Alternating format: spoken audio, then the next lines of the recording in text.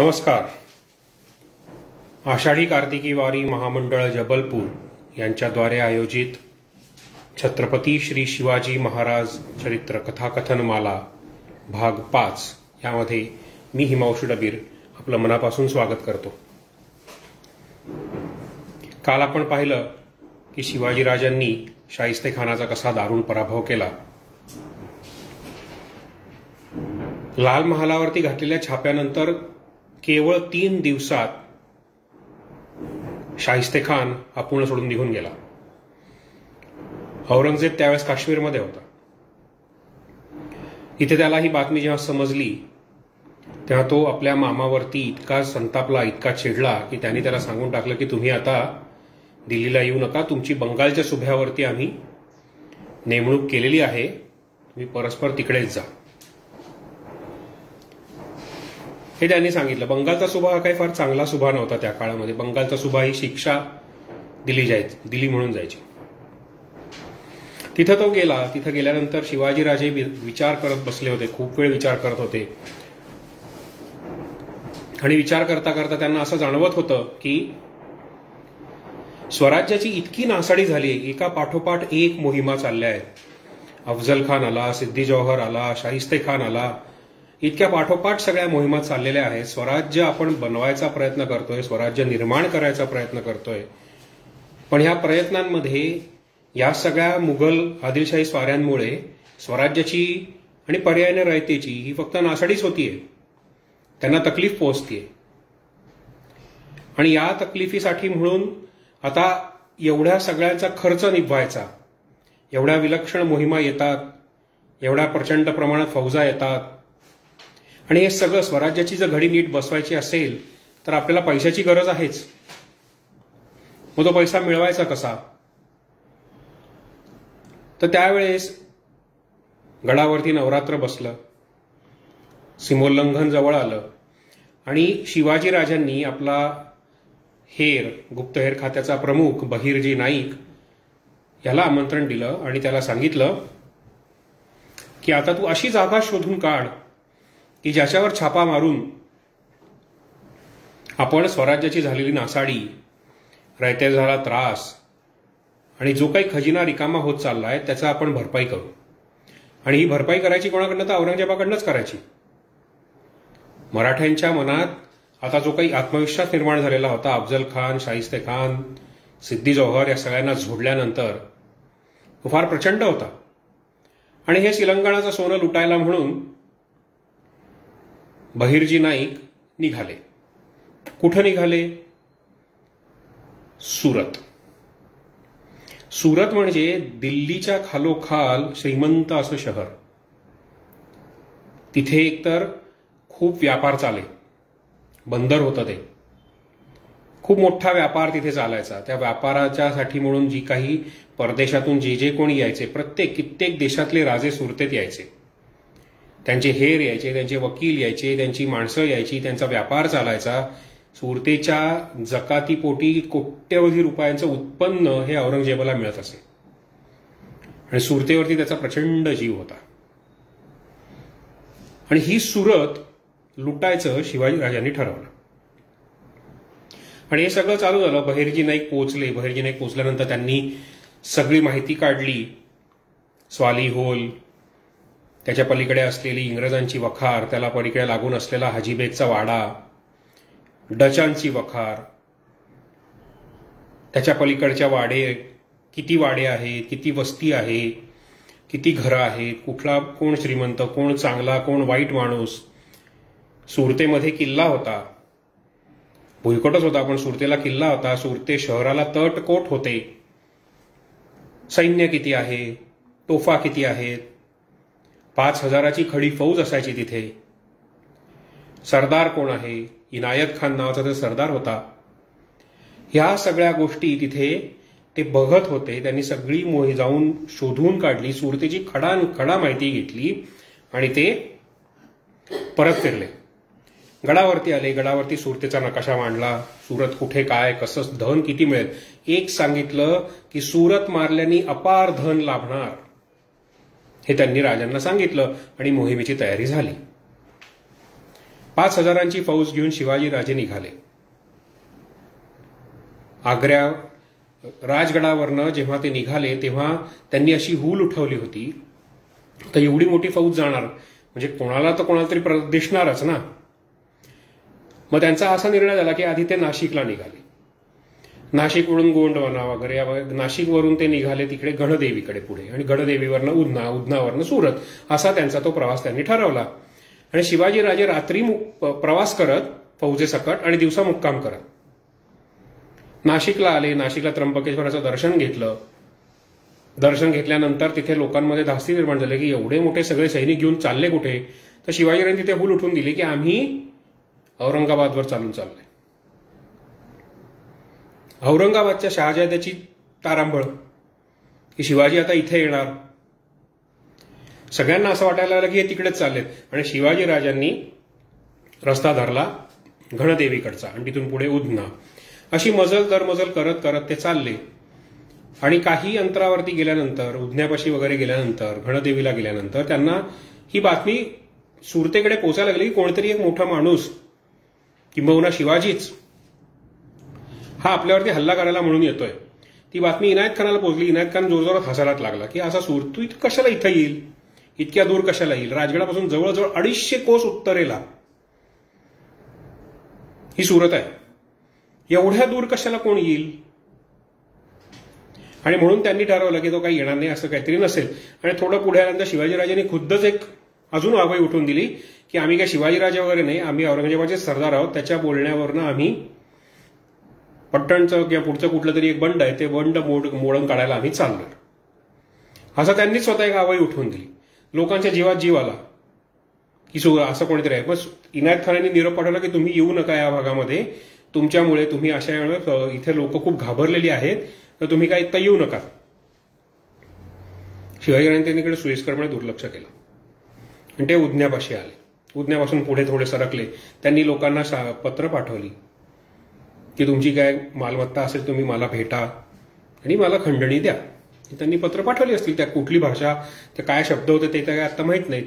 तर त्यांनी ती पत्र पाठवली आणि सुरतेमध्ये एकच हाहाकार उडाला की खरोखर शिवाजी आला. आणि हे बघितल्यानंतर त्यांना सुचेना काय झालं, सगळे जण पळत सुटले. कित्येक लोकांनी तर आपापल्या सगळ्या संपत्ती घेतली आणि ते इनायत खानाच्या गडाकडे सुटले, आम्हाला गडात घ्या. इनायत खानाला अजूनही हे वाटतच नव्हतं की शिवाजी आलाय, फक्त त्याचं हसणं तेवढं कमी झालेलं होतं. इंग्रजांनी लगेचच सगळी मुक्काम हलाला बघितलं, त्यांची वखारीची बंदोबस्त केला. त्यांनी स्वाली होलकडेच्या बंदरामध्ये ज्या काही त्यांच्या फौजा होत्या त्यातलं त्यांनी सांगितलं, तिथल्या माणसाला सांगितलं की आम्हाला थोडी अजून लोक द्या. त्यांनी 10 सशस्त्र इंग्रज तिकडे पाठवले. इंग्रजांच्या वखारीवरती पण 4-5 तोफा होत्या, 150-250 सैनिक होते, बंदुका होत्या. इंग्रजांशी, डचांशी किंवा या लोकांशी जेव्हा भांडायचं ठरतं ना तेव्हा ते फार चिवट असतं, वेळखाऊ काम असतं. ठरवलं जोरात धडक द्यायची तर हे टिकणार पण नाहीत, पण ते वेळखाऊ काम आहे. आणि राजांकडे आत्ता हा सगळा वेळखाऊपणा करायला वेळ नव्हता. त्यांचं महत्व काय होतं, त्यांचा उद्देश काय होता, लूट मिळवायची आणि निघायचं, हा त्यांचा उद्देश होता. त्यांनी निरोप पाठवला, काही रिप्लाय आला नाही, काही उत्तर आलं नाही. आणि म्हणून मग राजांनी आपले स्वार तिथे सोडले. जानेवारी महिना होता 1664चा, 5 जानेवारी 1664. सुरतेची बदसुरती व्हायला सुरुवात झाली. सुरत लुटायला लागली. सुरत लुटतायत दरवेळेस. शिवाजीराजे तिथे एक शहा बेगम नावाची काहीतरी एक बाग होती पूर्वी, त्या बागेमध्ये त्यांचा शामियाना उभारला होता. शामियाना म्हणजे साधा शामियाना, त्याला कनाती नाही, काही नाही, काही नाही. बाकीचे सगळेजण उघड्यावरच फिरत होते. आणि तिथे काय, जेव्हा मावळे सगळे आतमध्ये घुसले, प्रत्येकाला हे माहीत होतं कुठल्या घरात, कुठल्या वाड्यात किती धन आहे, हे सगळी माहिती बहिर्जी नाईकांनी काढलेली होती. कुणालाही पत्ता लागला नाही. हे कसं घडलं, ह्याला म्हणतात गुप्तहेर. अजूनही त्यांची ती सगळी जी काय गोष्ट आहे ती गुप्तच आहे. कुठली त्यांनी वेश उठवले होते, कुठली सोंग उठवली होती, काही माहिती नाही. आणि या सगळ्या गोष्टींचा, हाजीबेगचा वाडा, बेहराचा वाडा, असे सगळे वाडे मराठ्यांनी लुटायला सुरुवात केली. तिथे स्मिथ नावाचा एका कोणीतरी इंग्रजांचा माणूस होता, तो तिथे उतरला होता, त्यालाही धरलं गेलं. काही जण आपली संपत्ती घेऊन, म्हणजे संपत्ती म्हणजे काय, 30 पिंप सोनं हे घेऊन ते तापी नदी ओलांडण्याचा प्रयत्न करत होते. बरोबर शिवाजीच्या लोकांना सापडले, त्यांनी त्यांना उचललं आणि ती सगळी संपत्ती महाराजांच्या चरणी आली. संपत्तीचे ढीकच्या ढीक तिथे पडत होते, रास पडत होती. प्रत्येक जण आपापली कामं करत होता. काही कैदी होत होते, काही नाही होत होते. असे सगळेजण तिथे उभे होते. महाराज एका ठिकाणी बसलेले होते. आणि हे सगळं चालू असताना त्या वेळेस शिवाजीराजांच्या सैनिकांनी एक गोष्ट अत्यंत चांगल्या पद्धतीने केली होती की त्यांनी विनाकारण कुठल्याही गरीबाला, मग तो कुठल्याही धर्माचा का असेना, त्याला तोशिष लावली नाही. त्या सुरतेमध्ये एक पूर्वी ख्रिश्चन मिशनरीमध्ये काम करणारा एक माणूस होता. सज्जन गृहस्थ होता. त्याने त्याच्या हयातीमध्ये भरपूर दानधर्म केलेला होता. पण तो दुर्दैवाने मेला. आणि त्याच्या घरामध्ये त्याची बायको, त्याची पोरं बाळ एवढंच कोण राहत होतं. त्या घराला राजांच्या सैनिकांनी हात सुद्धा लावला नाही. पहिला दिवस लुटीचा संपला, दुसरा दिवस संपला आणि एक दिवस ही सगळी लोक, आता जे काय आहे ते मराठे जे काय आहे ते सुरतेच्या तटाला भिडले. तटाला भिडल्यावरती त्या इनायत खानाने तोफांचा भडीमार सुरू केला. त्यांनी मराठ्यांचं काडीचंही नुकसान झालं नाही, पण ते सुटलेले गोळे सुरतेच्या शहरातल्या वाड्यांवरती पडले आणि तेच वाडे जळायला लागले. आणि मग शिवाजीराजांच्या वरती आता काय करायचं. इंग्रजांकडे ह्या स्मिथला राजांनी पाठवलं निरोप घेऊन की तुमची काय असेल ती संपत्ती द्या किंवा ही खंडणी द्या. इंग्रजांनी निरोप पाठवला की आम्ही फक्त व्यापारी, आमच्याकडे असं काही नाही, आमच्याकडे मसाल्याचे मात्र पदार्थ आहेत, तेवढे तुम्हाला हवे असेल तर घ्या. राजांना हे माहित होतं की हे खोटं बोलताय, पण लढत बसायला वेळ नाही. आणि जे काम होतं ते काम त्यांचं साध्य होत होतं. भरपूर प्रमाणात लूट मिळत होती, भरपूर प्रमाणात संपत्ती येत होती. राजांच्या पुढे जे काही ढीग रचले तर त्याची प्रतवारी, त्याची वर्गवारी, त्याचं सगळं करणं, त्याच्या याद्या तयार करणं हे काम तिथले कारकून लोक करत होते. आणि एक दिवस काय झालं, त्या इनायत खानानी आपला एक वकील उभा केला. ज्याला सांगितलं की तू शिवाजी राजाला जाऊन भेट. तुम्ही आम्हाला भेटला नाहीत तर आम्ही तुम्हाला दंड करू. हा जो काही तुम्ही आम्हाला निरोप पाठवलाय तर त्याला तू त्याचं उत्तर म्हणून तू जाऊन त्याला भेट. आणि हा वकील हळूच निघाला. दारं उघडली. दार उघडल्यानंतर लोकांना वाटलं की आता इनायत खानाची फौज येईल, पण फौज नाही. एकच तेवढा वकील तिथे आला आणि तो वकील शिवाजीराजांच्याकडे चालू लागला. तिथे गेल्यानंतर लोकांनी त्याला अडवलं, विचारलं काय, तर तो म्हणला की इनायत खानाचा वकील त्यांचा निरोप घेऊन आलोय. निरोप घेऊन आलो म्हटल्यानंतर शिवाजीराजांच्या पाशी त्याला नेण्यात आलं. तो तिथं वकील उभा राहिला, बसला. त्याच्यानंतर त्यांनी निरोप सांगितला की इनायत खान साहेबांनी तुम्हाला निरोप पाठवलाय की तुम्ही जो आम्हाला निरोप पाठवला की आम्ही तुम्हाला दंड करू, बोला कुठला दंड हवाय तुम्हाला. असा उर्मट उत्तर आणि असं उर्मट निरोप त्या इनायत खानाने राजांना पाठवला. आणि हे बोलताना नेमका तो उठून उभा राहिला आणि म्हणला राजाजी आपसे अकेले में कुछ बात करनी है, म्हणून तो उठून उभा राहिला आणि लपवलेली कट्यार त्यांनी राजांच्या काळजाच्या दिशेने रोखली आणि तो राजांकडे झेपावला. तो झेपावलेला बघता खेळे राजांचे जे कोणी अंगरक्षक तिथे होते त्यांना तो दिसला. तो दिसल्यावर त्याचा हात तर उडालाच, पण त्याच्या छाती पाठी पोटात वेगळ्या तलवारी घुसल्या आणि तो माणूस पडला. पण त्याचा आवेश, त्याचा वेग एवढा प्रचंड होता की तो माणूस राजांवरतीच पडला. त्यावेळी राजे सुद्धा कलंडले, पण त्याचं रक्त सगळं राजांना लागलं. त्यामुळे राजे रक्तबंबाळ झाल्यासारखे दिसायला लागले. आणि हे सगळं चित्र बघितल्यानंतर तिथल्या मराठ्यांना आली चीड. एकतर हा येत नाही युद्ध करायला, सांगितलेलं ऐकत नाही, वर हे उर्मटासारखे दगलबाजीचे प्रकार करतो म्हणल्यानंतर मराठ्यांची माथी सरकली आणि तिथे उभ्या असलेल्या सरसकट सगळ्या कैद्यांची कत्तल करायला सुरुवात झाली. राजांनी स्वतःला सावरलं, तर आपल्या लोकांनाही सांगितलं की हे करायची गरज नाही. हे सगळं त्यांना सांगितलं. ती शांत केले लोक. आणि लोक इतके चिडले होते की आता ज्या काही मशाली ते घेऊन फिरत होते त्या मशालींनी त्यांनी सुरतेला आगी लावायला सुरुवात केली. घर लुटून पूर्ण साफ झालं की दिलं पेटवून, झालं लुटून की दिलं पेटवून, अशी सगळी पद्धत सुरू झाली. लोक चिडले होते की राजावरती हल्ला कसा. आणि बरोबरच आहे, अशी दगलबाजी कुठली, यायचं तर सरळ सरळ युद्धात या, समोर या. पण ते सोडून हे असलं काय, हातात बांगड्या भरून बसलेत आतमध्ये आणि हे असे पाठवत आहेत. हे सगळी चिडचिड व्हायला लागली. सगळे लोक जाळपोळ सुरू झाली. सुरतेमध्ये मोठमोठाले वाडे होते आणि ती इतकी प्रचंड सुरुवात होती की जी रास 2-3 दिवसात जेवढी मिळाली त्याच्या दुप्पट तिप्पट चढायला लागली. इतका आवेश मराठ्यांमध्ये संचारला होता. हाजीबेगची वाडा साफ झाला. बोहराचा वाडा साफ झाला. कुठलाही वाडा जिथे मोठे मोठे सरदार होते, मोठे मोठे व्यापारी होते, काही म्हणजे काही शिल्लक राहिलं नाही.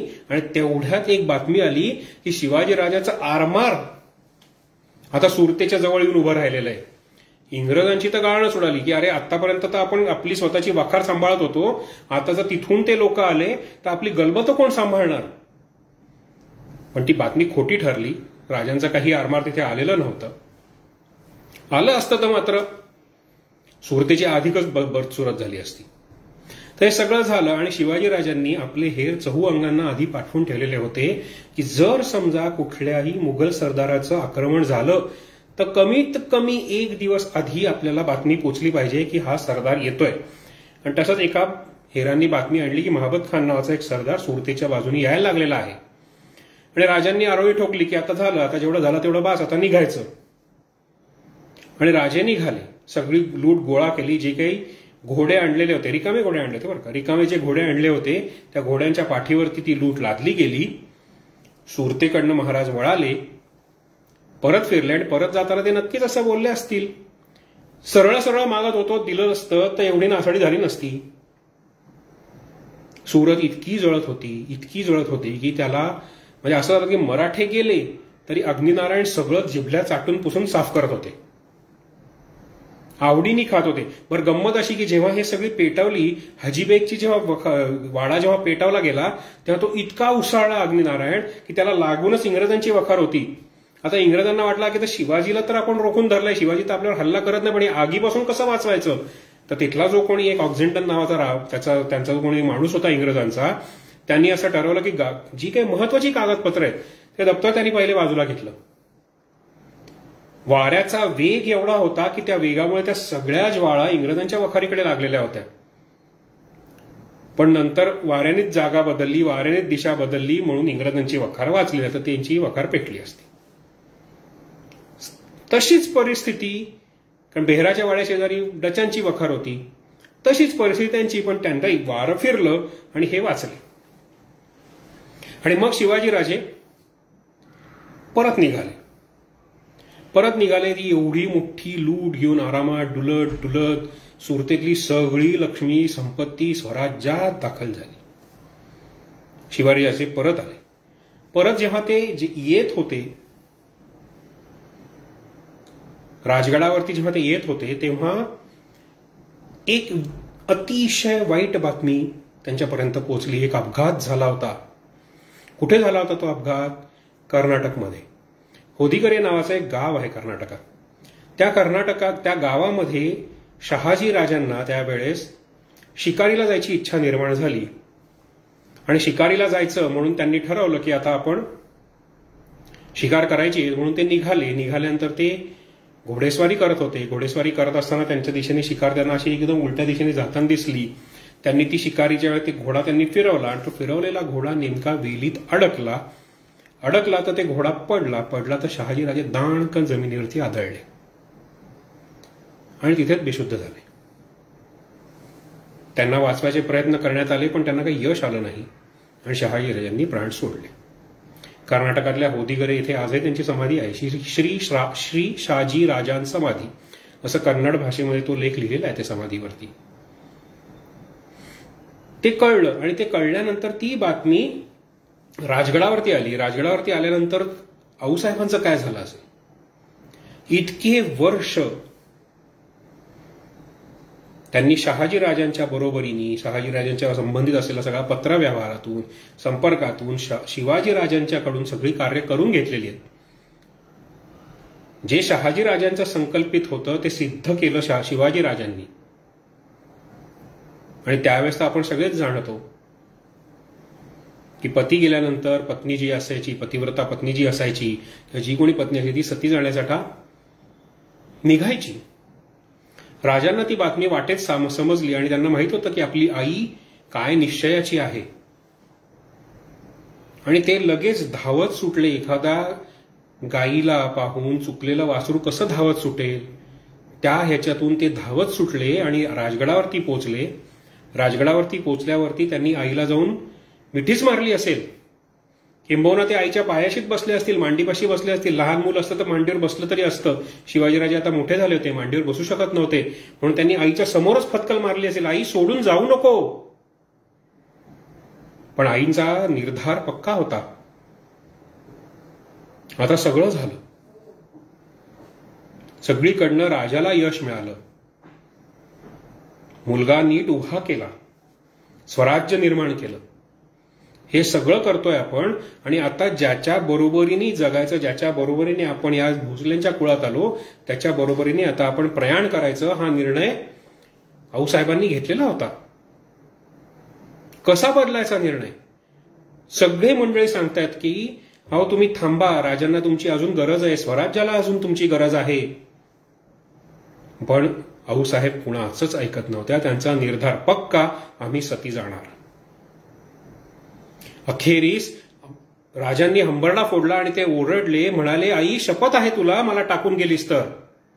आणि त्या पाषाण झालेल्या हृदयाला पाझर फुटला. आऊसाहेबांनी डोळे पुसले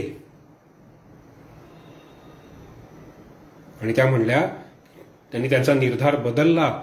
एक वेळ सूर्य पश्चिमेला उगवू शकेल असं वाटत होतं. तिथे त्या आऊसाहेबांचा निर्धार बदलण्यात राजांना यश आलं. आऊसाहेब थांबल्या. नंतर काही काळ शिवाजीराजे आपल्या आईजवळच बसून होते आणि ते सगळं तिथे थांबले होते. काही काळानंतर जेव्हा हा सगळा प्रसंग निस्तरला गेला, तेव्हा तिकडे विजापूरमध्ये एक त्या आदिलशहाला गंमत सुचली. गंमतच म्हणायची आता. त्याने दरबार भरवला. दरबार भरवल्यानंतर त्या दरबारात त्यांनी मानाचे विडे आणून ठेवले. सगळा दरबार कौतुकाने बघतो, ही विडे कोणासाठी, कुठली मोहीम, कुठली पैज आता आदिलशहांनी काढली, हे सगळं ते बघत होते, कुतूहलाने बघत होते. आणि आदिलशहांनी घोषणा केली की शिवाजीला रोखायला कोण जाणार, आली का पंचायत. पण थोड्या वेळाच्या शांततेनंतर तिथे एक सरदार उभा राहिला. त्याचं नाव खवास खान. तो उभा राहिला. तो म्हटला, मी शिवाजीला पकडून आणतो किंवा मी शिवाजीवरती चालून जातो. आणि म्हणून त्यांनी तो विडा उचलला. आदिलशहाने त्याची मोठी वाहवा केली, दरबाराने वाहवा केली. आणि खवास खान मात्र लगेच घाईत निघाला. एवढा घाईत निघाला की सुभेदाराची वगैरे जी काही असतात त्या गोष्टी पण बरोबर घेतल्या नाही. पहिले सगळी फौज घेऊन तो निघाला. घाईत निघायचं एवढंच. आणि आदिलशहानी तोपर्यंत मुधोळला एक पत्र पाठवलं. मुधोळला कोण होते, बाजीराव घोरपडे. राव म्हणायची पण लाज वाटते हो, बाजी घोरपडे हेच बरोबर आहे, दगाबाजी घोरपडे असं म्हणून वाटलं तर. तो घोरपडे तिथे होता. मुस्तफा खान, अफजल खान आणि हा दगाबाजी घोरपडे, हे तीन माणसं जी होती ना, त्यांनी त्यांच्या डोक्यात, त्यांच्या डोळ्यात हे भोसल्यांचा अख्खा परिवार खुपत होता. हे भोसल्यांचेच रक्तवंशज घोरपडे जे आहेत मुधोळचे, ते भोसल्यांचेच वंशज, म्हणजे त्यांची रक्तातलीच नाती आहेत सगळी, भावाभावांची नाती आहेत, फक्त आडनावं बदललेली आहेत. एकाच वंशाची, एकाच रक्ताची माणसं. पण हे लोक शहाजीराजे, शिवाजीराजे आणि एकूणच भोसले कुळ यांच्यावरती डूब धरूनच होते. त्यांचं कायम वाईटच चिंतत असत. आणि ह्या बाजी घोरपड्यांनी दगाबाजी करून शहाजीराजांना पकडलेलं होतं. त्यांना दरबारात घेऊन आला होता अटक करून विजापूरच्या. आठवत आहे ना, पुरंदरची पहिली लढाई. हे सगळं त्यांनी केलेलं होतं. आणि हे करत असताना शहाजीराजांना तर वाईट वाटलंच होतं. त्यांची तर राजांना आज्ञाच होती की या बाजीचे वेढे घेणे. आणि बातमी आली शिवाजीराजांपर्यंत की खवास खान फौजेसकट निघालाय आणि मुधोळमधून बाजी घोरपडे त्यांना मिळवण्यासाठी येणार आहे. शिवाजीराजे चिडले, कारण त्यांना माहित होतं की हा बाजी घोरपडे काय प्रकार आहे ते. आणि त्यांनी काय केलं, राजगडावरनं ते थेट सुटले आणि मुधोळवरती बरसले. मुधोळ आणि राजगड हे अंतर खूप अंतर आहे, पण राजे थेट मुधोळात घुसले. बाजीच्या स्वप्नातही नव्हतं की खासा राजा आपल्यावरती येईल. यावेळेस राजांनी कुठलाही निरोप पाठवला नाही, काही नाही, सरळ हल्ला केला. बाजी घोरपड्याची फौज, शिवाजीराजांची फौज एकमेकांशी भिडली. बाजी सरसावून बाहेर आला आणि ते बाहेर आल्यानंतर खुद्द राजांची आणि बाजींची गाठ पडली आणि लढाई जुंपली. बाजी तसा शूर होता, पण मूर्ख होता, नालायक होता, हरामखोर होता. आणि मुख्य म्हणजे तो भोसल्यांचा कट्टर वैरी होता. आणि ह्याचमुळे आपल्या वडिलांना अटक भोगावी लागली हे राजांना पक्क माहित होतं. राजांना जी आज्ञा शहाजीराजांनी केलेली होती ती आठवण, त्यांची आज्ञा त्यांच्या डोक्यात घुमत होती. या बाजीचे वेढे घेणे आणि या तिरमिरीत त्यांच्या भवानीचा घाव त्या बाजीवरती पडला. बाजी मेला. मुस्तफा खान पूर्वी त्याच्या मरणानेच मेला होता.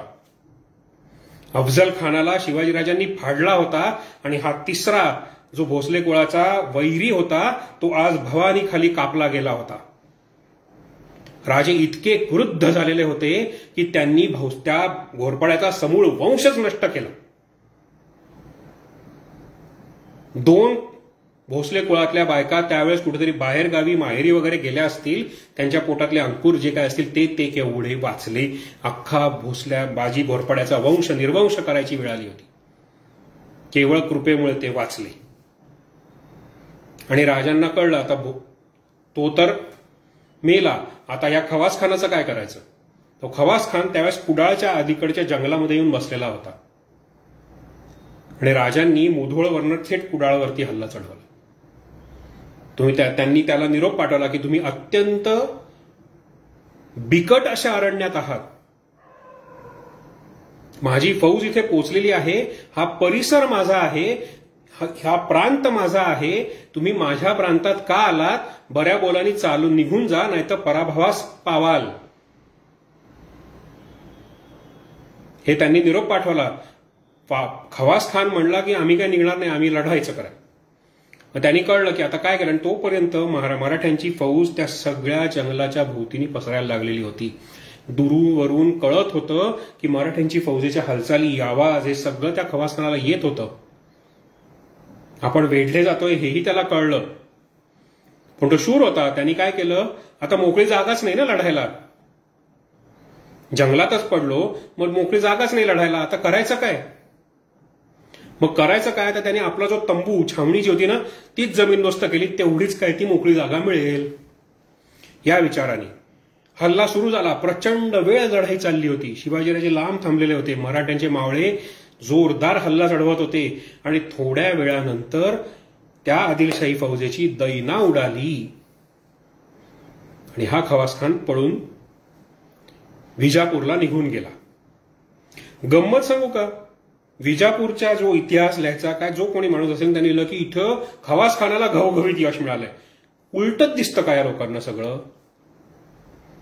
सव्य लेखन आणि अपसव्य लेखन. अपसव्य लेखन म्हणजे उर्दू.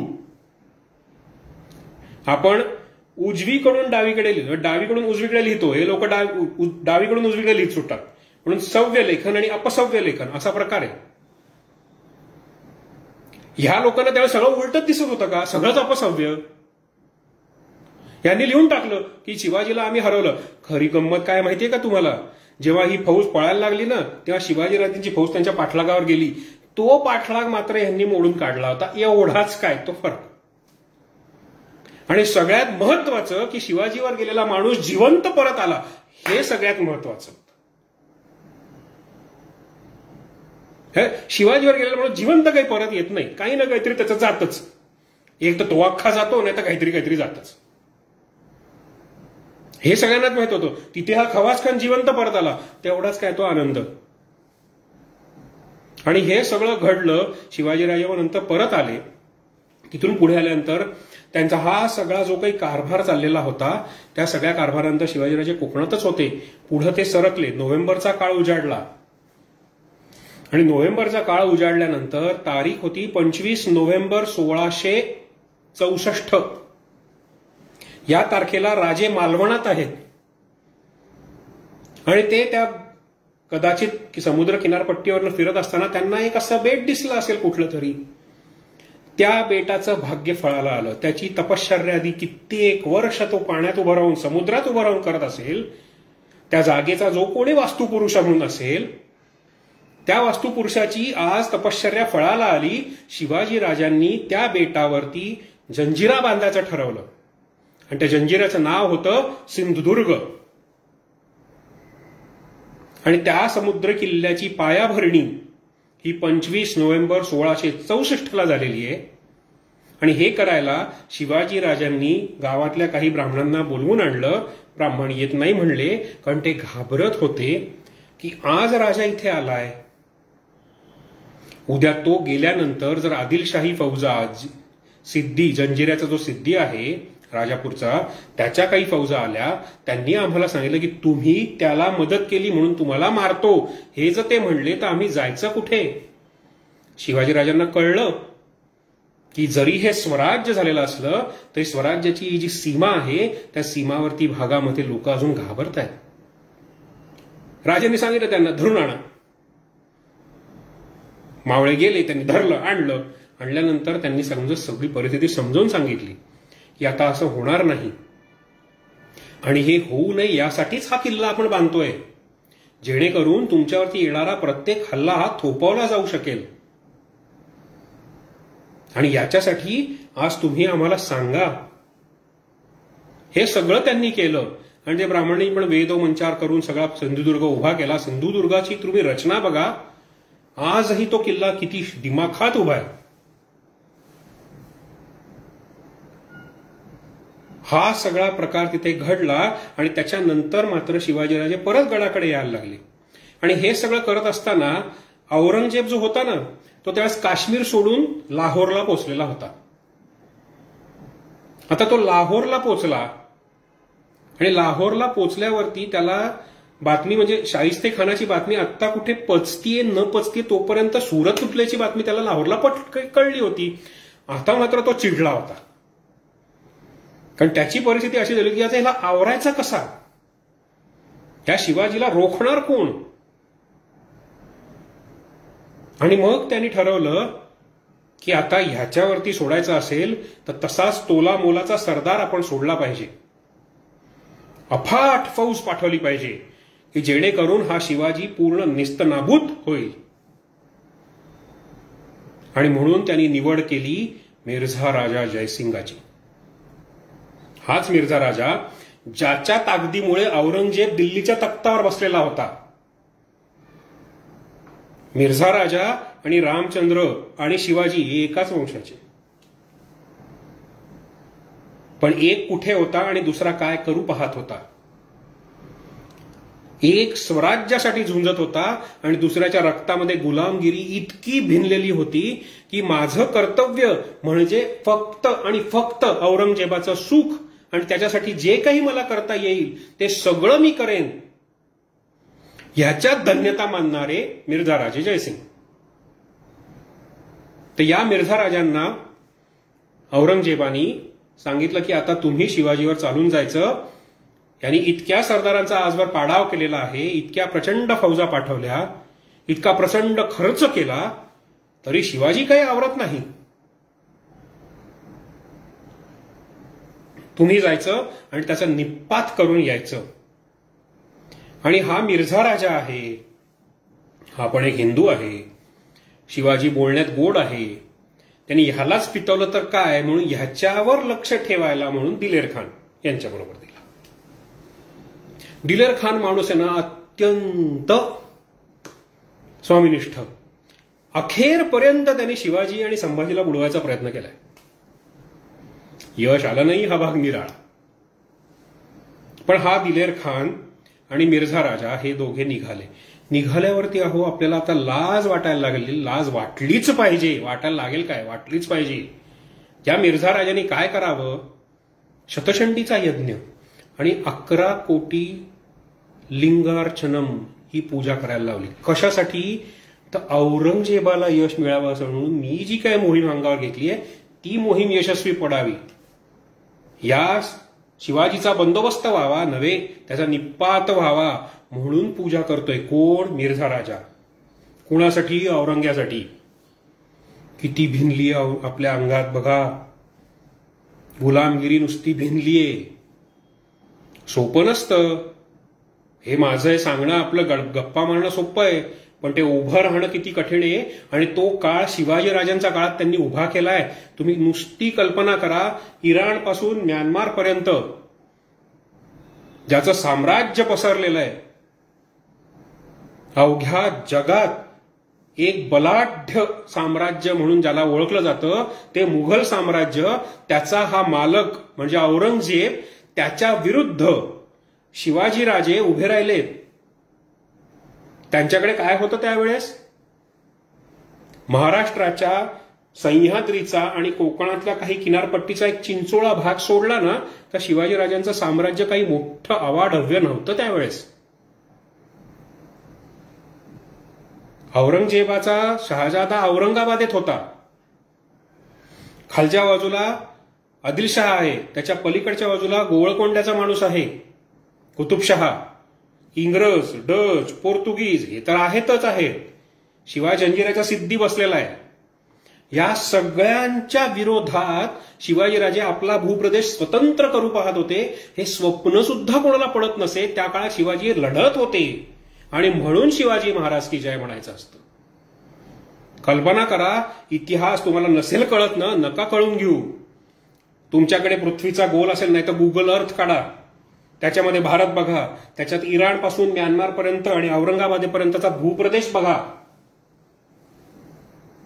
आणि मग कळेल की शिवाजीराजा काय होता. आणि हे कळलंच पाहिजे. जर्मनीमध्ये एक म्युझियम आहे.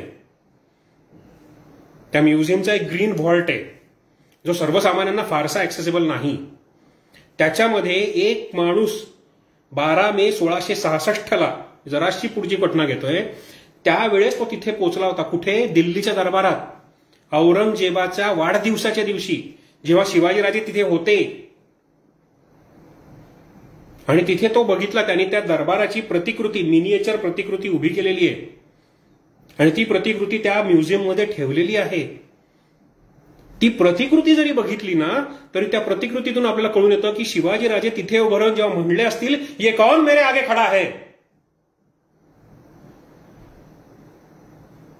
आणि ही कथा आपण पुढे बघणारच आहोत. पण मी तुम्हाला आता हे सांगण्याचा उद्देश या की अरे तुम्ही कुणाच्या बरोबर लढताय याच्यापेक्षा तुम्ही कुणासाठी लढताय, तुमचं ध्येय काय आहे. ध्येयाने वेडे झाल्याशिवाय तुम्ही हे धाडस करू शकत नाही. आणि शिवाजीराजे ह्याच्यासाठी लढत होते, आणि त्यांना हे कळत होतं की सिंधुदुर्ग सारखा जो किल्ला आहे, जो काही आपण बांधतो आहोत, जो सीमा भाग आहे, त्या सीमावर्ती प्रदेशात लोक अजून घाबरतायत. आणि मग त्यांना सांगितलं जातं की हा किल्ला तुमच्या रक्षणासाठी उभा राहतोय. ही सगळी वस्तुस्थिती जाणून घेऊन इतिहास शिकलात, जाणून घेऊन शिवाजी महाराज काय हे शिकलात, तर तुमच्या तोंडून आपोआप शिवाजी महाराज की जय येतं. नुसत्या गड किल्ल्यांवरती जाऊन बोंबलायला काही शिवाजी महाराज की जय नाहीये.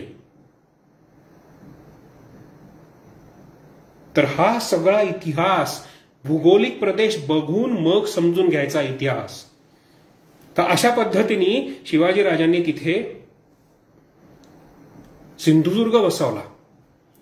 बांधकाम सुरू झालं.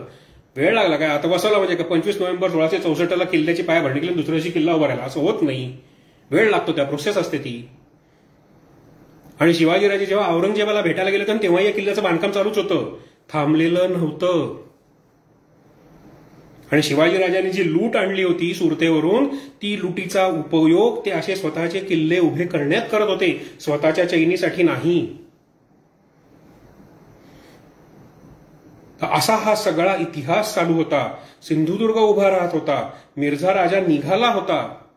आणि हा जेव्हा निघाला तेव्हा त्याच्या टप्प्याटप्प्यांनी पुढे पुढे जेव्हा सरकत चाललं होतं, मुधोळला तर बाजी घोरपडे पडला म्हणजे काय, कापलाच गेला. आणि तो कापला गेला तेव्हा शहाजी राजांचं श्राद्ध कदाचित नीट पार पडलं असं वाटेल. आणि मग नंतर जसा जसा काळ पुढे सरकत होता तसं तसं आपण आता जेव्हा 1664 मधून 65 मध्ये येतो, कारण आता 25 नोव्हेंबर 1664 याला आपण सिंधुदुर्ग उभा राहतो हे बघतोय. मग शिवाजीराजे पुढे सरकले, ते गडावरती आले. गडावरती आल्यानंतर त्यांना असं कळून आलं की आता काय सूर्यग्रहण वगैरे येत आहे. सूर्यग्रहणामध्ये आपण तुळा करतो, दानधर्म करतो. म्हणून राजांनी पण ठरवलं की आपण पण सुवर्ण तुळा करायची. कोणाची करायची सांगतो. तर 5 जानेवारी 1665 सूर्यग्रहण होतं आणि महाराजांनी महाबळेश्वरला आपली आई आणि त्यांचे एक सहकारी जे जुने जाणते होते सोनोपंत डबीर यांना घेऊन ते महाबळेश्वरला गेले. पूजा अर्चा झाल्या, सगळं काही झालं आणि तिथे आईसाहेबांची म्हणजे जिजाऊ साहेबांची तुला करण्यात आली सोन्याने. ते सोन्याने तुला करून ते सोनं परत आपण घ्यायचं नसतं, वाटायचं असतं बरं का. ते सोनं राजांनी प्रजेमध्ये तिथल्या लोकांमध्ये वाटून टाकलं आणि त्याच्यानंतर साक्षात सोनोपंत विश्वनाथ डबीर यांची तुला तिथे झाली. कुठल्याही राजांनी आपल्या सेवकाची तुला करण्याचा हा इतिहासातला एकमेव प्रसंग आहे. कारण सोनोपंत डबीर हे वयस्कर आहेत, खूप वयाने मोठे आहेत आणि त्यांनी शिवाजीराजांच्या पहिल्या काळात शिवाजीराजांना खूप मदत केलेली आहे. औरंगजेबाला भेटून येण्यासाठी ते दिल्लीलाही जाऊन आलेले आहेत. जुन्नर लुटलं तेव्हा वकिली करायला जेव्हा सोनोपंत गेले तेव्हा त्यांनी सांगितलं की आमच्याकडनं चूक झाली, राजाला दिलगिरी आहे, पण त्यांनी केलेली लूट परत देतो असं कधीच म्हणलेले. शिवाजीराजांसाठी त्यांनी प्रचंड मेहनत घेतली सुरुवातीच्या काळामध्ये आणि मग ते सोनोपंतांची सुद्धा तिथे तुला झाली. ते सुद्धा सोनं दान केलं. सोनोपंतांच्या खऱ्या अर्थाने आयुष्याचं आज सोनं होत होतं. असा राजा मिळायला सुद्धा भाग्य लागतं. असा राजा आपल्या या भूमीत महाराष्ट्र भूमीत होऊन गेला हे आपलं भाग्य पाहिजे. आणि म्हणून गड किल्ल्यांवर जाताना हा विचार डोक्यात आलाच पाहिजे की इथे जाऊन मी काही अभद्र करणार नाही आणि जर बघत असेल तर त्याला मी नक्की रोखायचा प्रयत्न करेन, माझ्या कुवतीप्रमाणे करेन, पण मी करेन. हे जेव्हा आपण शिकू तेव्हा गड किल्ल्यांची देखभाल करायला आपल्याला काही वेगळं करायला लागणार नाही. गड किल्ल्यांची देखभाल आपण स्वतः करायला लागू. ही सगळी धारातीर्थ आहेत, तिथे नतमस्तक व्हायचंय. तिथल्या मातीची धूळ मस्तकावरती मिरवायची आहे. तिथे जाऊन इतिहास वदायचा आहे, सांगायचा आहे, ऐकायचा आहे. आणि यातलं काहीच करू शकत नसाल तर अनेकांनी पुस्तकं लिहून घेतलेली आहेत, ती पुस्तकं जाऊन तिथे मोठ्यांदा वाचा. आणि हेही जमत नसेल तर आजकाल युट्यूबवरती खूप काय काय येतं. योग्य अयोग्य ह्याचा विचार करून तिथे ऐका, कानात घालून, मोठ्यांदा नाही. हा सगळा इतिहास तिथं घडला. शिवाजीराजांनी या दोघांची तुला केली. तुला केल्यानंतर शिवाजीराजे पुढे त्यांना असं वाटलं की आता आपण एखादी आरमारी मोहीम करायला पाहिजे. म्हणून ते बसनूर आणि कारवारच्या प्रांतात स्वतः राजे जहाजात बसून समुद्रमार्गे ही किनारपट्टी जिंकून आलेले आहेत. येताना मात्र ते घोड्यावरनं आलेले आहेत, पण जाताना सगळा प्रदेश त्यांनी जो जिंकत गेले ते त्यांनी बोटीतून प्रवास केलेला आहे. तो त्या काळात केलाय जेव्हा समुद्र उल्लंघन हे पाप समजलं जायचं. शिवाजीराजे या असल्या गोष्टींना धरून बसलेले नाहीत. ज्याचं आरमार त्याचा समुद्र आणि माझं राज्य ज्या प्रदेशात मी उभं करतोय त्याची एक सीमा समुद्राला आहे, तर माझं आरमार तयार झालंच पाहिजे. माझं स्वतःचं आरमार असलंच पाहिजे. ते नुसतं असून उपयोगाचं नाहीये, त्याचा धाक लोकांमध्ये पसरला पाहिजे. म्हणून मला आरमार उभं करायचंय. कल्याण, भिवंडी या प्रांतांमध्ये ज्या खाड्या होत्या त्या खाड्यांमध्ये शिवाजी राजांचं स्वतःचं आरमार बांधकामाचं काम चालू होतं. आणि म्हणून आजही भारतीय नौसेना शिवाजीराजांना भारतीय नौसेनेचा जनक असं म्हणते. एवढी महती आहे आपल्या राजाची. तर राजे गेले बसनूरपर्यंत स्वारी करून, जिंकून सगळं करत करत करत ते परत आले. आणि परत आल्यानंतर मार्चमध्ये साधारणतः ते परत आले असतील. आणि त्यावेळेस त्यांना बातमी आली की 5 जानेवारी 1665 ज्यांची तुला केली आऊसाहेबांबरोबर त्यांनी 25 जानेवारी 1665 देह ठेवला. सोनोपंत डबीर गेले. राजे दुःखी झाले असेल, कारण स्वाभाविक आहे की इतके वर्ष त्यांच्याबरोबर त्यांचं झालेलं आहे, काम होतं, राजांना सोनोपंतांनी मदत केलेली होती, त्या सोनोपंतांनी आपला देह ठेवला. आणि ह्या सगळ्या गोष्टी घडत चाललेल्या होत्या. आणि त्यावेळेस हा मिर्झा राजा अनेक यज्ञ, व्रत, वैकल्य, पूजा, अर्चा, अभिषेक, कशासाठी? शिवाजीला पराभूत करायला. कोणासाठी? औरंगजेबासाठी.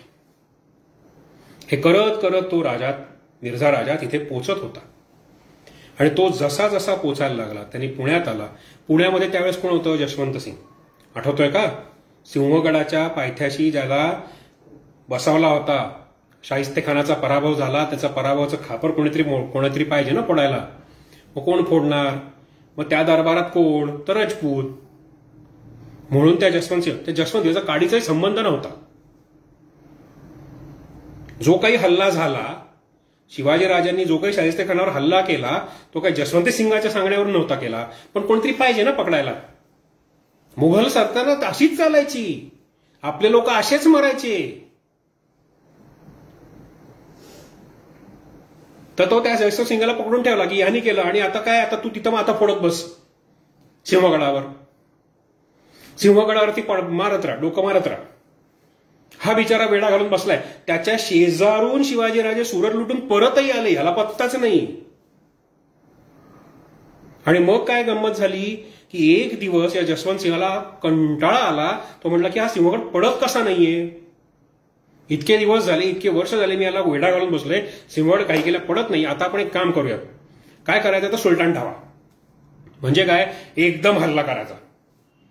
त्याने बिचारीने तो मोठा हल्ला चढवला. पण त्याचं नशीबच इतकं खराब झालं होतं की तो जेव्हा वरती चढून अर्ध्या डोंगरापर्यंत आला ना, मागे त्याचं जे काय दारू कोठार होतं, दारुगोळा ठेवला होता, तोच फुटला सगळा. आता घ्या, लढायचं कसे जीवावर.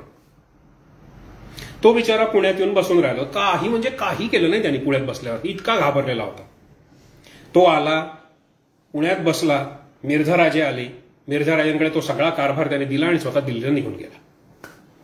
मिर्झा राजांनी मुक्काम पुण्यात ठेवला. पुण्यात ठेवल्यानंतर त्यांनी मात्र एक गोष्ट केली, आतापर्यंत जी कुठल्याही सरदारांनी शिवाजीराजांवरती आलेल्याने केलेली नव्हती.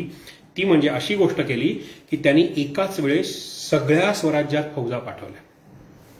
फक्त शिवाजीच्या मागे फौज नाही पाठवली असं नाही केलं, त्यांनी सगळीकडे पाठवल्या. आणि सगळीकडे स्वराज्याची नुसती नासधूस चालू झाली. दिलेर खानाला पण असं वाटलं की आता आपण तो पलीकडे पुरंदर किल्ला दिसतोय ना, तो पुरंदर किल्ला जिंकायचा. आणि तो किल्ला जिंकताना मिर्झा राजांनी हे पण ठरवलं की मी पण तुमच्यावर येणार. हे मिर्झा राजे, दिलेर खान हे सगळे पुढे चालायला लागले. दिलेर खान पुढे होता, मिर्झा राजे त्याच्या मागे मागे चालत होते. दिवे घाट ओलांडून दिलेर खानाची फौज जेव्हा येत होती तेव्हा पुरंदरला हे कळलं होतं की दिलेर खान आपल्यावरती चालून येतोय. पुरंदरचा किल्लेदार कोण होता माहित नाही, पण पुरंदरवरती हल्ला येणार म्हणून शिवाजीराजांनी त्यांचा एक खास माणूस त्यावेळेस काही सैन्यासकट पुरंदरावरती नेमलेला होता. तो म्हणजे मुरारबाजी देशपांडे. हा मुरारबाजी त्यांना जावळीत गवसलेला होता आणि त्यांनी त्याला साथ घातली. मुरारबाजींनी ओ दिली आणि उभं आयुष्य त्यांनी फक्त शिवाजीराजांसाठी वाहून घेतलेलं आहे. हा मुरारबाजी त्यावेळेस पुरंदरावरती उभा होता. त्यांनी फौज येताना बघितली. पुरंदरावरती तुम्ही उभा राहिला ना, दिवे घाटाचा काय तुम्हाला खूप मोठा परिसर दिसतो, तर त्याला ती फौज येताना दिसली. येताना दिसल्यावरती त्यांनी काय केलं, एक छोटीशी फौज पाठवली आणि जो दारुगोळा होता ना, तो दारुगोळाच उडवून टाकला. इतका मोठा आवाज झाला की तो आवाज दिवे घाटातून पुरंदरापर्यंत ऐकू गेला. पहिला फटका त्यांना दिसला की मराठे काय करू शकतात. अजून नवीन कमीच नव्हतं काही. या फौजेसाठी लागणाऱ्या कुठल्याही गोष्टींची कमतरता पडू नये याची सगळी खात्री मिर्झा राजा आणि दस्तूरखुद्द औरंगजेबाने घेतलेली होती. नवीन दारुगोळा घेतला गेला, पाठवल्यानंतर पहिल्यांदा तर असं वाटलं की दिलेर खान आणि मिर्झा राजांचं बोलणं झालं. मिर्झा राजे म्हणले की मी सासवडला मुक्काम करेन, पण दिलेर खान म्हटला मी काय सासवडला मुक्काम करणार नाही, मी थेट पुरंदरला जाऊन भेटणार. त्याप्रमाणे तो पुरंदरला गेला. सासवडला मिर्झा राजे राहिले आणि त्यांनी पहिल्या चढाईत प्रयत्न केला. पुरंदरला काही झालेलं नाही. मग ठरलं की पुरंदराला वेढा घालायचा. पुरंदर जर बघितला ना, तो प्रचंड उंच किल्ला आहे. 4-4.5 हजार फुटापेक्षा उंच आहे तो समुद्र सपाटीपासून, आणि जमिनीपासून तर 2,500 फूट उंच आहे तो. तिथून डोक्यावरून समजा असं बघितलं तर खूप दूरवरचा प्रदेशही दिसतो. आणि त्या दूरवरच्या प्रदेशातून मराठ्यांना असं दिसायला लागलं की अरे अनेक तंबू रहाट्या, अनेक लोक, घोडे, हत्ती, तोफा, असं सगळं या पुरंदरला वेढा घालतंय. आणि ही जी काही वेढा घालण्याची जी काही त्यांचं जे कोणी सैन्य होतं ना, हे सगळं सैन्य नारायणपेठ म्हणजे आजचं नारायणपूर तिथपर्यंत पसरलेलं आहे. एवढा प्रचंड सैन्य साठा, सैन्य हे सगळं त्याला वेढा घालतंय. पुरंदरच्या समोर रुद्रमाळ म्हणजे वज्रगड नावाचा पर्वत आहे, डोंगर किल्ला आहे तो. जोडगोळी आहे ती वज्रगड आणि पुरंदराची. वज्रगड छोटा आहे, पुरंदर आवाढव्य आहे. पण कुणाचाही एकाचा पाडाव झाला की दुसरा पडणार, एक नक्की. म्हणून तर शिवाजीराजांच्या आज्ञापत्रामध्ये असं आहे की डोंगराच्या म्हणजे किल्ल्याच्या आसपास दुसरा डोंगर नसावा, असेल तर त्याचा किल्ला करावा, नसेल तर सुरुंगाने उडवून द्यावा. तसा हा पुरंदर आणि वज्रगडाची जोडगोळी आहे तिथे. लोहगड विसापूर, राजमाचीचे मनोरंजन श्रीवर्धन, तसा हा पुरंदर वज्रगड, ही तिथे जोडगोळी आहे. आणि मग पुरंदराच्या भोवतीने वेढा लागला. वेढा लागल्यावरती हळूहळू तो वेढा आकर्षत जायला लागला. काहीच फरक पडत नाही. आता सगळेकडे डोकं खाजवायला लागले की पुरंदराला लढायचं कसं. मिर्झाराजे येऊन दाखल झाले. त्यांनी पण पुरंदराला बघितलं, किल्ला आवाढव्य आहे. त्याच्या बाजूला डावीकडेच म्हणजे आता समजा तुम्ही नारायणपूरकडे उभे असाल आणि समोर जर तुम्ही पुरंदर बघत असाल तर समोर तुम्हाला पुरंदर दिसतो आणि डाव्या बाजूला तुम्हाला वज्रगड दिसतो. त्यांचं लक्ष वज्रगडाला गेलं आणि तो कळलं की तो तर लहान किल्ला आहे आणि वज्रगडाची सोंड आहे एक खाली येणारी. आधी आपलं लक्ष आपण तिथे केंद्रित करूया. पुरंदर तर लढतोच आहे, लढा चालूच आहे. बरं, गंमत अशी आहे ना की हे सगळं चालू असताना आपल्याला असं वाटतं की मग शिवाजीराजे त्यावेळेस काय करत होते, तर त्यांनी रसद पाठवली आणि हा सगळा वेढा चुकवून त्या लोकांना फसवून केदार दरवाजातून ती रसद पुरंदरावर पोहोचली सुद्धा. या मिर्झा राजाची, दिलेर खानाची चिडचिड व्हायला लागली. हे कसं होतंय, मराठे तुटपुंज मराठे असतील तिथे, एवढ्या मोठ्या फौजेला दादच दिलं. वज्रगडावरती हल्ला केला, वज्रगड पडला. वज्रगड पडल्यानंतर मुरारबाजी ते बघत होते. मुरारबाजींना ते दिसत होतं की हा वज्रगड पडला. वज्रगड पडला म्हणजे पुरंदराला पान लागलं, पुरंदराचे प्राण कंठाशी आले. आणि हे त्या मुरारबाजींना काही केल्या सहन होईना, कारण त्या वज्रगडात असलेल्या सगळ्याच्या सगळ्या मावळ्यांना कापून काढलं गेलं. पुरंदराची माची म्हणजे पुरंदर माची ही ताब्यात गेली मुघलांच्या. वज्रगड तर गेलाच. आता वज्रगडावरती तोफा चढल्या तर त्या तोफांनी पुरंदराचा बालेकिल्ला सहज टप्प्यात येतो. त्यातून या मिर्झा राजांनी शक्कल शोधून काढली होती की चिखलाचे असे मोठे मोठे धमधमे उभारायचे, त्याच्यावर तोफा चढवायच्या आणि त्या तोफा डागायच्या. किती मेहनत, किती निष्ठावान माणूस, पण चुकीच्या बाजूने निष्ठा होती ना.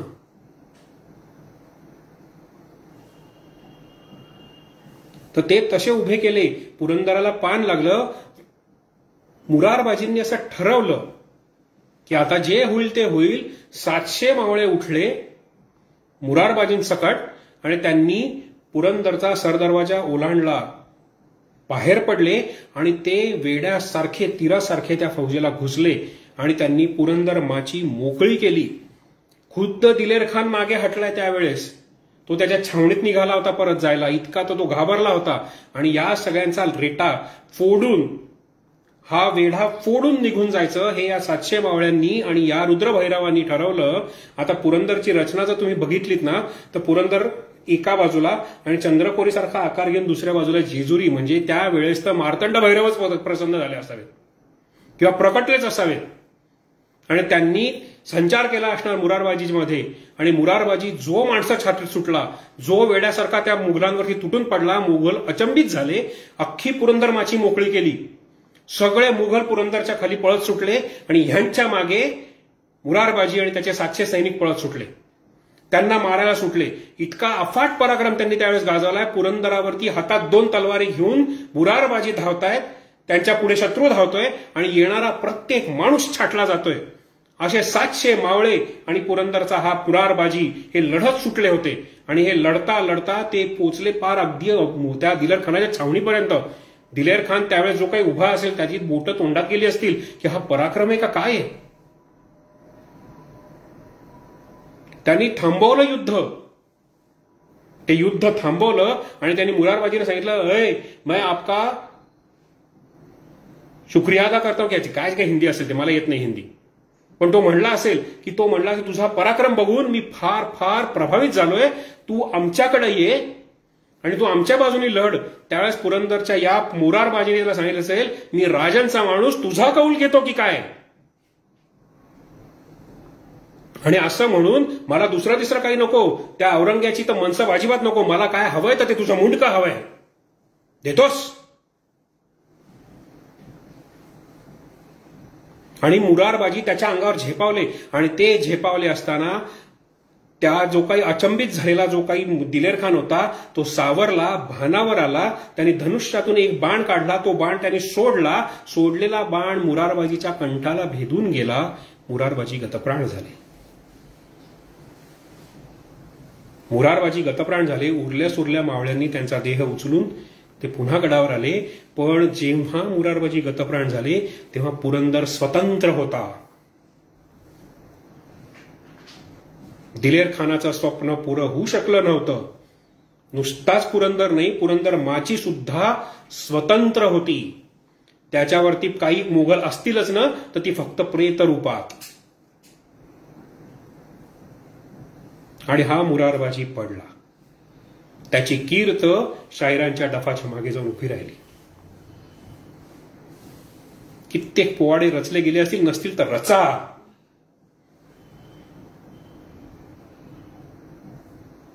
राजांना कळलं मुरारबाजी पडला. पण एक मुरारबाजी पडला म्हणून पुरंदर थोडीच पडतोय. तिथे अनेक मुरारबाजी उभे. ये लढतो तुझ्याशी. काही केल्या दिलेर खानाला पुरंदर जिंकताच येत नव्हता. आणि अखेर या सगळी नासाडी, प्रजेची नासाडी, प्रदेशाची नासाडी, सगळं थांबावं हा विचार करून शिवाजी राजांनी आपला एक वकील मिर्झा राजांकडे पाठवला की मी तह करायला तयार आहे.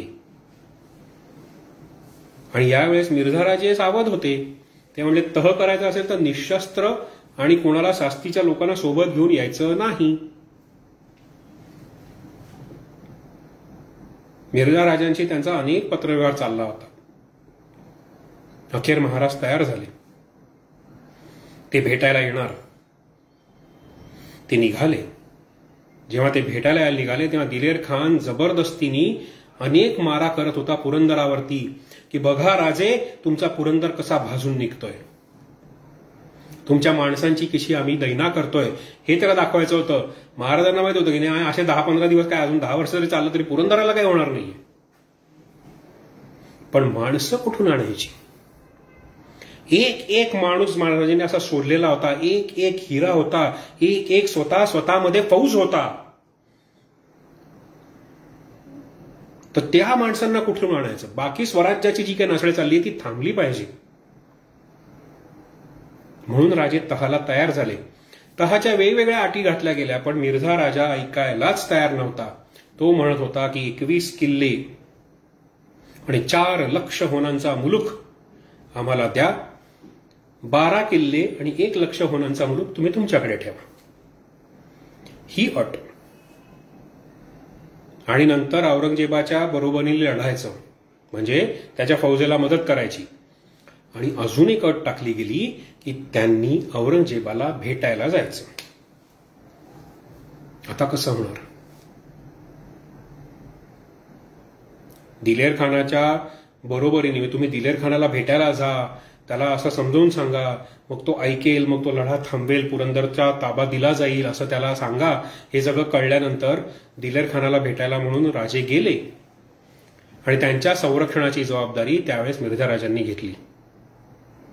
आपले 2 माणसं त्यांच्याबरोबर पाठवले. हल्ला झाला होता, हल्ला चालू होता, पण पुरंदर हा शेवटपर्यंत दिलेर खानाला लढवून मिळाला नाही. महाराजांनी सांगितल्यावरती गडातल्या मावळ्यांनी गड रिकामा केला. ते निघाले आणि मग पुरंदर हा दिलेर खानाला दिला गेला. ही सगळी गंमत तिथे घडली, हा सगळा इतिहास तिथे घडला, हा सगळा पराक्रम तिथे घडलाय. आणि दिलेर खानाची ही सगळी गंमतच उडली ना. एवढं खर्च करून पुरंदर लढून काही मिळालाच नाही, त्याची फजितीच झाली एका प्रकारे. आणि मग शिवाजी राजांना या औरंगजेबाच्या फौजेबरोबर लढायला लागला. आता तह झाला, किल्ले मिळाले, सिंहगडावरती सिंहगड नको द्यायला म्हणून शिवाजी राजांनी आपल्या पत्नी आणि खुद्द जिजाऊ साहेब या सिंहगडावर जाऊन राहिल्या आहेत की त्या तिथे आहेत म्हणून तरी नको. अशा काही ना काहीतरी क्लुप्त्या त्यांनी लढवायचा प्रयत्न केला, पण मिर्झा राजा बदला नाही. त्यावेळेस जिजाऊ साहेब आणि महाराजांच्या पत्नी यांना सगळ्यांना परत राजगडावर आणलं गेलं. सिंहगडावरचा भगवा उतरून तिथे चांतारा चढला. किती दुःखद असेल. पद्मावती माची जी आहे ना राजगडाची, त्याच्या टोकावर उभं राहिलं तर सिंहगड दिसतो समोर. रोज उठून हा चांतारा दिसणार आता.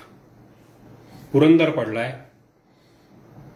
सिंहगड, पुरंदर हे जणू काही राजगडाला वेढा घालूनच बसलेत. एकटा तोरणा काय तो शिल्लक होता त्याच्याबरोबर. मग ते सगळं झालं. राजांनी सुरुवात केली. राजांनी मग मिर्झा राजाबरोबर काही मोहिमांमध्ये भाग घेतला. त्यांच्या म्हणजे मुघलांच्या नावाखाली का होईना पण पन्हाळा परत स्वराज्यात यावा. कारण जेव्हा सिद्धी जोहरची युद्ध झालं त्याच्यातून जेव्हा ते पळून गेले तेव्हा नंतर त्यांनी तिथल्या गडकऱ्याला सांगितलं की आता तू तो किल्ला देऊन टाक बाबा. तेव्हा तो आदिलशाहीत गेला होता पन्हाळा. मग तो या मुघलांच्या नादानी का होईना आपण तो पन्हाळा परत जिंकून घेऊ असा एक त्यांनी प्रयत्न केला, पण तो प्रयत्न फसला. राजांचा तिथे पराभव झालाय. आणि मग मात्र आपल्या मिर्झा राजांनी खूप प्रयत्न करून राजांची मनधरणी करून त्यांचं मन अखेर वळवलं. बरं, जी काही मनसब वगैरे सगळी घेतली होती ती सगळी शिवाजीराजांनी आपल्या नावाने घेता संभाजीराजांच्या नावाने घेतलेली होती की आता शिवाजीराजांची आणि औरंगजेबाची भेट घडवून आणावी हा विचार या मिर्झा राजाच्या डोक्यात वळवळत होता. आणि तो वळवळणारा विचार त्यांनी बोलून दाखवला. ते मंजूर केलं गेलं. दिल्लीच्या औरंगजेबाची परवानगी पण आली की यांना येऊ द्यात म्हणून. आणि ते जेव्हा येतील तेव्हा त्यांचा सगळा इतमाम जो असेल तो इतमाम एखाद्या शहाजाद्याप्रमाणे असावा असं ठरवलं गेलं. हो नाही करता करता पण दुर्दैवानी ही पण अट शिवाजीराजांना मान्यच करावी लागली. आणि शिवाजीराजे, संभाजीराजे आणि त्यांची मंडळी ही सगळी जण दिल्लीकडे निघाली.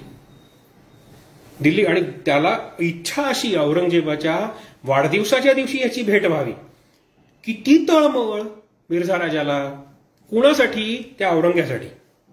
यातली 1% तळमळ जरी त्यांनी आपल्या स्वतःच्या लोकांसाठी घातली असती तर राजपुताना स्वच्छ झाला असता, स्वतंत्र झाला असता आणि तो औरंग्या कधीच उडून गेला असता.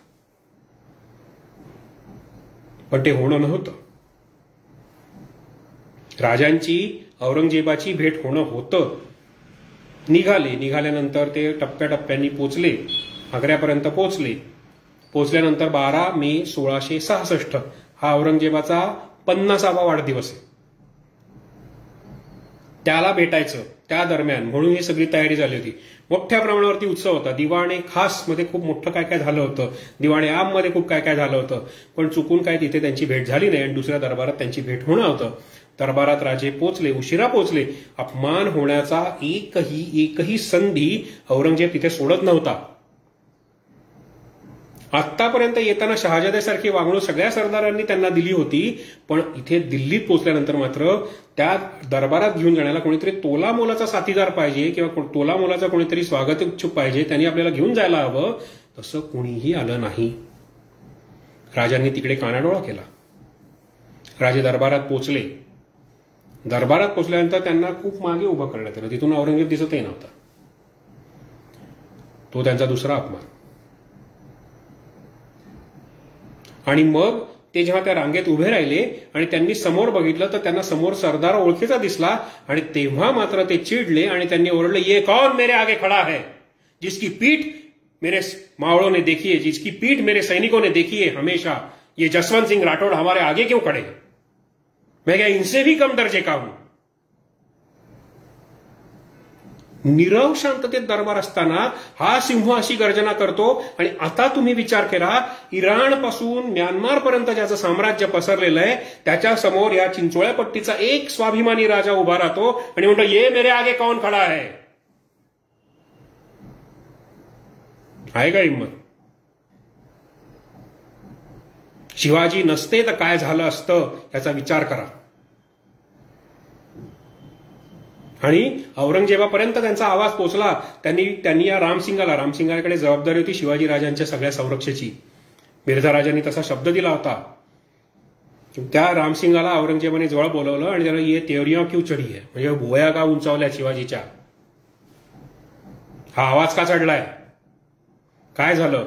मग त्यांनी सगळं सांगितलं, असं आहे का वगैरे वगैरे. मग त्याला ती दरबाराची खिलत वगैरे दिली गेली. शिवाजी राजांनी ती खिलत नाकारली. ते बाहेर जाऊन बसले. विचार करा केवढं धाडसी काम आहे हे. सगळ्या शत्रूच्या राजधानीतल्या किल्ल्यात आपण आहोत. आपल्याकडे मुठभर म्हणावी एवढी पण माणसं नाहीयेत. पण तरीही राजांनी त्यांची अस्मिता सोडली नाही. त्यांचा स्वाभिमानी बाणा सोडला नाही. मी राजा आहे, मला राजासारखीच वागणूक मिळाली पाहिजे. चुकीचं काहीच नव्हतं त्याच्यात. औरंगजेबानी हा कुत्सितपणा करायला सुरुवात केलेली होती आणि मग राजे तिथून निघून गेले. रामसिंग त्यांच्या मागे मागे पळत आला. त्यांनी त्यांना शांत करायचा प्रयत्न केला, पण राजे शांत होणारे नव्हतेच. दुसऱ्या दिवशी दरबारामध्ये त्यांनी सांगितलं की नाही, तुम्ही संभाजीला घेऊन जा, मी येणार नाही, माझी तब्येत खराब झाली. मोठ्या मोठ्या राजकारणी लोकांना ना कधी कधी अशी दुखणी होत असतात बरं का. राजांना नाही झालं. राजांना ज्वर चढला, त्यांना ताप वाढत चालला. त्याच्यानंतर काही दिवसांनी जे तिथे राहत होते त्यांच्या राहण्याच्या जागेवरती अवतीभोवतीनी रामसिंगांनी पण त्यांचे पहारे ठेवलेले होते. या रामसिंगाचा महाराष्ट्र कायम ऋणी राहील. त्यांनी स्वतःच्या प्राणांची बाजी लावून राजांचं रक्षण केलंय. तर तिथून त्यांना काढण्यात आलं. जिथे ते राहत होते त्यांच्यासाठी वेगळी हवेली बांधण्यात आलेली होती. त्या हवेलीचा त्या रखवालदार जो होता तो फुलाद खान हा तो रखवालदार होता. आणि त्याच्या हवेलीमध्ये या शिवाजी राजांना हलवण्यात आलं आणि त्यांना नजरकैद केलं गेलं. राजांना कळलं इथे येऊन आपण चूक केली, आता निस्तरायची, आता पळायचं. मग आता बुद्धीचा कुठला तरी एक असा पैलू दाखवायचा की इथून पळून जायचं. बरं, एकट्या दुकट्यांनी आलेल्या सगळ्यांना बरोबर घेऊन निघायचंय बरं का.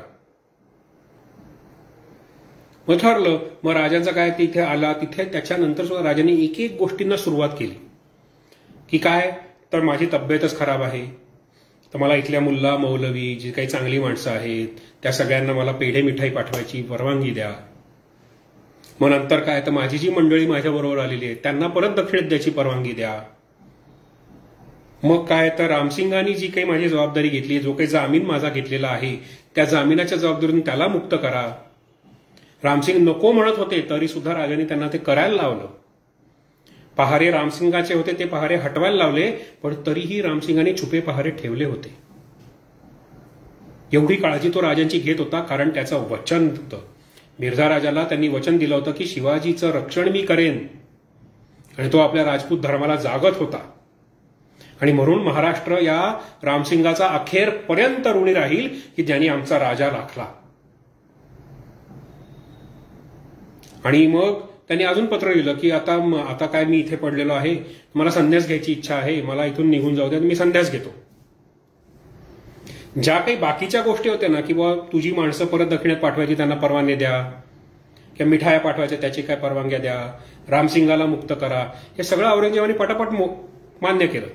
पण ज्या क्षणी राजांनी सांगितलं की मला संन्यासी व्हायचंय, आता राजधर्म राजा काही नको, मला संन्यासी व्हायचंय, मला इथून जाऊ द्या, ती मागणी त्यांनी सांगितलं की तुला संन्यासी व्हायचं ना, इथेच हो आणि इथेच राहा, बाहेर जायचं नाही.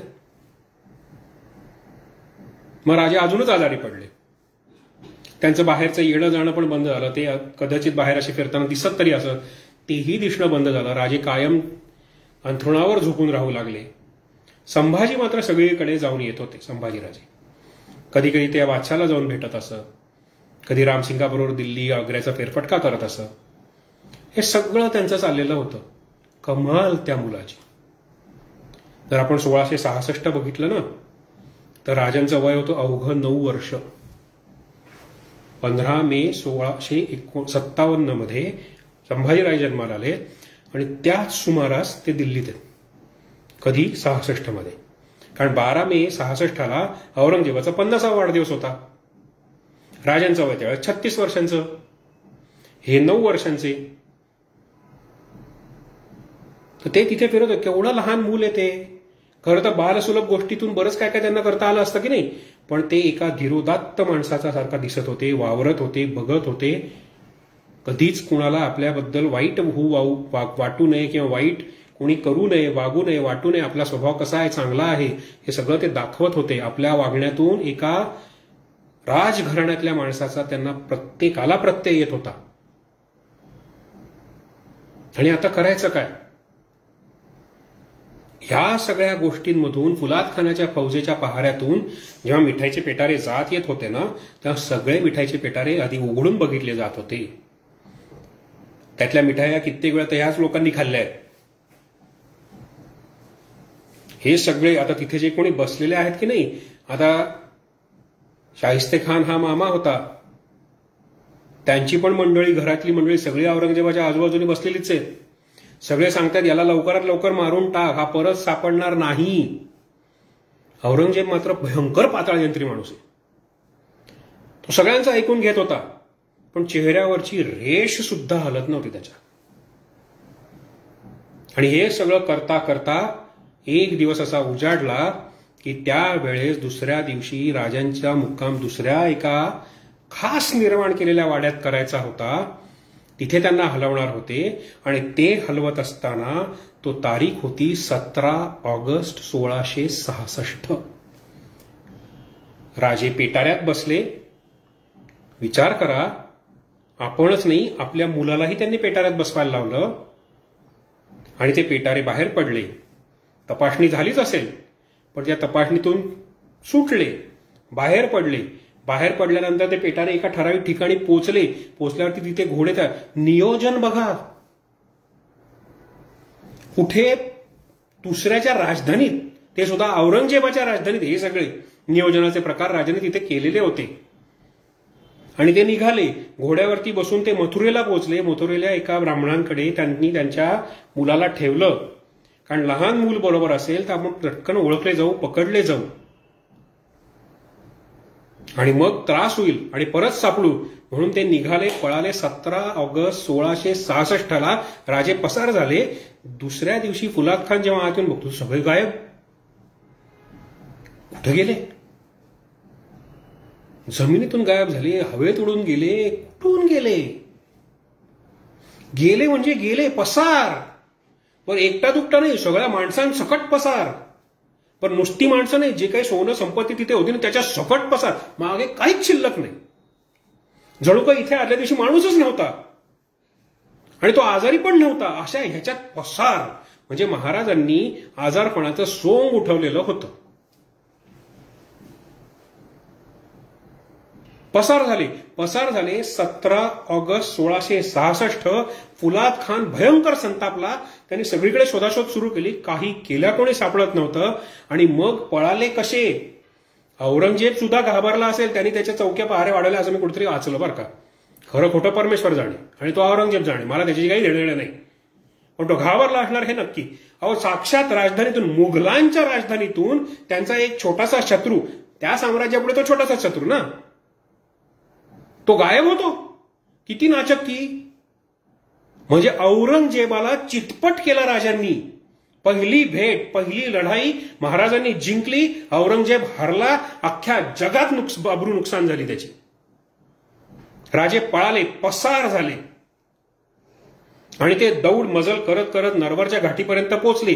इतिहासात नरवरच्या घाटीपर्यंतचा प्रवास आहे. पुढे प्रवास दिसत नाही, सापडत नाही, कळत नाही राजे नंतर कुठल्या मार्गाने आले. पण ते आले. ते 12 सप्टेंबर 1666 राजगडावर पोहोचले. 25 दिवसात दिल्लीपासून राजगडापर्यंत घोड्यावरच्या प्रवासात. काय दौड मारली असेल. प्रत्येक ठिकाणच्या मुघलांच्या ठाण्याला त्यांनी काही ना काहीतरी फसवलं असेल. माझा अंदाज असा आहे की राजांनी जी काही परवाने मागितले होते की नाही आपल्या लोकांना परत जाण्यासाठी, त्या परवान्यांमध्ये नक्की फेरफार केली असणार. आणि काही ठिकाणी मात्र त्यांनी साधू संन्यासाचा वेश घेतला असेल आणि गेले असतील निघून. खूप जणांचे खूप विविध मार्गाने लोक आल्याचे सांगतात. नरवरच्या घाटीपर्यंतचा प्रवास दिसतो, नंतरचा आठवत नाही, समजत नाही, लिहिलेला सापडत नाही.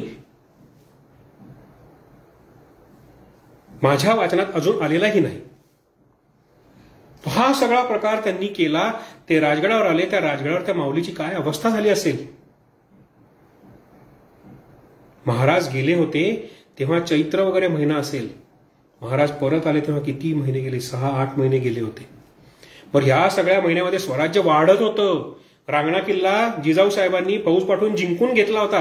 म्हणजे तिथे कुठेही स्वराज्याची घडी, जो काही मुलूक स्वराज्यात राहिला असेल तिथे चुकूनही फरक पडलेला नव्हता. स्वराज्य वाढतच होतं. राजा नसला, युवराजा नसला तरीही राज्य ती माऊली राखत होती. जिजाऊ साहेब ही सगळी काळजी घेत होत्या. अवघं स्वराज्य त्यांनी आपल्या पदराखाली ठेवलेलं होतं, आपल्या पंखांखाली ठेवलेलं होतं. स्वराज्याची ज्योत ती बाई तेवत ठेवत होती. आऊसाहेब, धन्य ती माऊली. तिचंही वय झालेलं आहे. त्या काही तरुण राहिलेल्या नाही. खुद्द राजे 36चे झाले. ह्या सगळ्या परिसरातून स्वराज्यात ते जेव्हा दाखल झाले तेव्हा एक कुठलं तरी टोळकं भगवी वस्त्र परिधान करून राजगडावरती दाखल झालं. राजगडावर दाखल झालं तर ते हटून बसला, आम्हाला आऊसाहेबांचं दर्शन हवं. आऊसाहेब थकल्या होत्या. मुळात म्हणजे त्या विचार करून काळजीने खंगून गेलेल्या होत्या. लेकरं परत आली नाहीत. कित्येक सण असेच निघून गेले. घरामध्ये लेकरू नाही. आणि हे सगळं करताना शेवटी ते हटूनच बसलेच म्हणल्यानंतर राजगडाच्या किल्लेदारांनी आऊसाहेबांना निरोप दिला की ती मंडळी काही तुमच्या दर्शनाशिवाय जायची नाही, तुम्हाला जमेल का यायला. आऊसाहेब तयार झाल्या. थकल्या भागल्या पावलांनी आधार घेत त्या सदरेवर आल्या. सदरेवर आल्यावरती त्यांना ती काही समोर मंडळी उभी होती. त्यातल्या एका माणसाने, एका संन्याशाने थेट आईसाहेबांच्या पायावर लोळण घेतली. संन्याशी असं काय करतायत म्हणून एक क्षणभर आऊसाहेब मागे झाल्या. त्यांनी त्याला उचलायचा प्रयत्न केला असेल. उचलताना प्रयत्न केला, डोळेच ओळखले असणार. आणि डोळे माथ्यावरनं जेव्हा हात फिरवत होते तेव्हा ती आठवणीची खूण सापडली जी अफजल खानाच्या वेळेस महाराजांच्या डोक्यावर खोक पडली होती. ती खोक सापडली. शिवबाप परत आला त्यांचा. राजगड हसला, सह्याद्री आनंदला. राजगडावर तोफांना सरबत्ती दिली गेली. प्रत्येक तोफ जणू उत्तरेच्या दिशेने बोंबलून ओरडून सांगत होती की घे औरंग्या, माझा राजा परत आला. आता कसा पकडशील. गरुड गरुडाच्या घरट्यात परत आलाय. सिंह त्याच्या गुहेत परत आलाय. आता कसा जिंकशील त्याला. आता कसा पकडशील. अख्ख्या जगात तुझी नाचक्की झालेली आहे. तुझ्या नाकावर, तुझ्या हातावर तुरी नाही, तुझ्या हातावर मिठाई ठेवून माझा राजा परत आलेला आहे. सगळ्यांसकट परत आला. सगळे आनंदी आनंद झाला. सगळ्यांनी विचारलं संभाजीराजे कुठेत. राजे म्हणले संभाजीराजे मेले. एवढंच नाही, त्यांनी श्राद्ध पण घातलंय. कारण तो पाठला थांबला पाहिजे ना. संभाजीराजे कुठे आहेत. जर संभाजीराजे आता स्वर्गात गेले तर जा स्वर्गात आणि आडा हुडकून. ही त्यांनी आवई दिली उठून. किती मोठं काळीज लागतं आपल्या मुलाबद्दल अशी बातमी पसरवायला.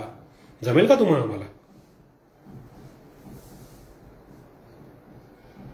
इथं साधं पोर शिंकलं तर आपण लगेच डॉक्टरकडे जातोय. कोरोनाच्या काळातलं जाऊ दे शिंकणं, पण एरवीचं जमेल का शिवाजीराजांसारखं वागायला. आणि मग म्हणा ना शिवाजीराजा की जय. येईल का बाहेर तोंडातून शब्द. राजांनी आवई उठवून दिली. औरंगजेबाला कळलं की हा माणूस पोचला. अवघ्या 25 दिवसात दिल्लीवरून माणूस राजगडी पोचला सुद्धा. औरंगजेबाला तर अजूनही विश्वास बसत नव्हता. पण राजे पोचले म्हणल्यानंतर शोध थांबला. लहान मुलाचा शोधही थांबला, कारण तो लहान मुलगा उरलाच नाही असं खुद्द राजाने म्हणजे त्या मुलाच्या वडिलांनीच सांगितलं ना. तो शोध थांबला आणि ते जिथे पत्र पाठवणार होते मथुरेच्या माणसांकडे जेव्हा पत्र पाठवणार होते, त्या पत्र पाठवल्यानंतर राजांनी सांगितलं होतं की ते पत्र जेव्हा तुम्हाला मिळेल त्यावेळेस तुम्ही परत या राजांना घेऊन. पण तोपर्यंत राजे जगात नाहीत हे त्यांनी उठवून दिलं. हे सगळं करत असताना दिल्लीमधून जेव्हा सगळं निघून येत होतंय तेव्हा 2 माणसं शिवाजी राजांची मात्र पकडली गेली. एक होते रघुनाथपंत कोरडे आणि दुसरे होते त्र्यंबक सोनदेव डबीर. हे दोघेही त्या फुलात खानाच्या हातात सापडले. का राहिले होते माहित नाही, कुठलं काम राहिलं होतं माहित नाही, पण सापडले मात्र खरे. अनन्वित छळ झाला त्यांचा, इतका प्रचंड छळ. रोज फटक्यांवरती मीठ पडत असेल, मिरच्यांची धुरी दिली जात असेल, सळ्यांचे टोचे दिले असतील, गरम सळ्यांचे. काय काय नसेल केलं. तुम्ही कल्पना करा, त्या कल्पनेच्या पलीकडे औरंगजेब आहे या छळाच्या बाबतीत. आणि त्याला कोणीतरी हवं होतं, कुणीतरी त्याला हवं होतं. त्या 2 वकिलांनी हेही सांगितलं की आमच्याबरोबर आणखीन 5 जण होते, त्या 5 जणांची नावे सांगितली, त्यांनाही धरून आणलं गेलं आणि त्यांच्याकडनं बळजबरीने असं वदवलं गेलं की शिवाजी राजाला पळवून जाण्यासाठी किंवा पळून जाण्यासाठी मदत केली ती रामसिंगांनी. हा काय न्याय? रामसिंग ना जामीनदार होता, ना रामसिंगाचे पहारे होते, ना रामसिंग कुठल्याही पद्धतीने जबाबदार होता शिवाजीराजांच्या पळून जाण्याला. कोणी जर एक जबाबदार असेल तर तो फक्त आणि फक्त फुलाद खान, नाही तर दुसरा औरंगजेब. त्यांनी त्यांच्या कर्तव्यात कचुराई केली म्हणून राजे पळून गेले. हे जितकं खरं आहे तितकं शिवाजीराजे स्वतःच्या बुद्धिचातुर्याने पळून आलेले आहेत. ते सुद्धा साध्या सुध्या नाही, औरंगजेबाच्या मुघल साम्राज्याच्या राजधानीतल्या अवघ्या त्याच्या किल्ल्यातून ते पळून आलेले. आणि ह्या 2 वकिलांना अनन्वित छळ केला गेला, या लोकांना सोडण्यात आलं. पण हे 2 वकील जे तेवढे मात्र रावले, त्यांचा अजून छळ चालूच होता.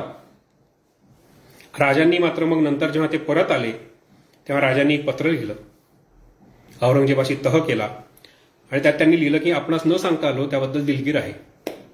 आता तो काहीच करू शकत नाही ना. आणि माझे 2 वकील मात्र तुमच्याकडे सापडले, तेवढं त्यांना मोकळं करा. हे रघुनाथपंत कोरडे आणि त्र्यंबक सोनदेव डबीर एकमेकांचे मेहुणे. त्र्यंबक सोनदेवांची बहीण ही रघुनाथपंत कोरड्यांना दिलेली होती.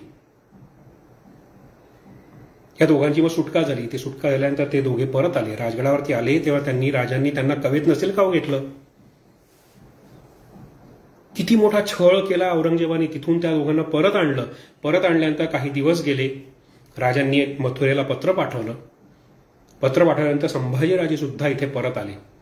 आणि ही जी काही नासाडी झालेली होती, स्वराज्याची जी नासाडी झालेली होती, ती स्वराज्याची घडी नुसतीच बसवायची नाही, तर आता ते स्वराज्याचं सुराज्य पण झालं पाहिजे. म्हणून राजांनी पुढची 3-4 वर्ष फक्त आणि फक्त सगळं लक्ष सुराज्य बसवण्यात गेलं. तह झालेला होता, आदिलशाहीची तह झाला. आदिलशाही तसंही काही करू शकत नव्हता. आदिलशहाशी पण सगळी युद्ध पातळीवरती सगळी महाराजांनी शांतता केली होती. आणि त्याच्यानंतर 4 वर्ष महाराजांची स्वराज्याची घडी नीट बसवण्यात घालवली. राजा असावा तर असा. आणि ही सगळी घडी औरंगजेबाचा हा सर्वात मोठा पराभव. त्याच्यानंतरचा पराभव जो झाला तो जेव्हा तो मेला 1707 मध्ये, तोच 27 वर्ष 28 वर्षाच्या युद्धाने तो मेला. पण त्याच्या आधी त्याच्या हयातीत जेव्हा मुघल साम्राज्य स्वतःच्या सर्वोच्च पातळीवर होतं, त्या सर्वोच्च पातळीवरती असताना त्या साक्षात औरंगजेबाच्या समोर त्याला चितपट करण्याचं जे काम राजांनी केलं होतं, तो इतिहास दैदिप्यमान आहे. औरंगजेब घाबरला होता. त्यांनी ठरवून टाकलं होतं की जोपर्यंत शिवाजी राजा जिवंत आहे मी दख्खनेवर जाणार नाही. आणि त्यांनी ते केलं. आणि हा तह झाला. आज आपण इथेच थांबूया, कारण हा सगळा आनंद लुटायचा आहे. आज औरंगजेब चितपट, पाठीला माती लागली. त्याच्या संपूर्ण इब्रतीची, मुघल साम्राज्याच्या इब्रतीची माती झालेली आहे. आणि म्हणून आज आपण इथे थांबतोय.